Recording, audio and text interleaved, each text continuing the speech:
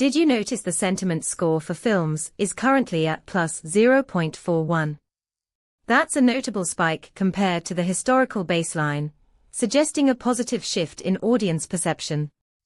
With a momentum of plus 0.00, this indicates stability rather than volatility, making it a prime moment for analysis.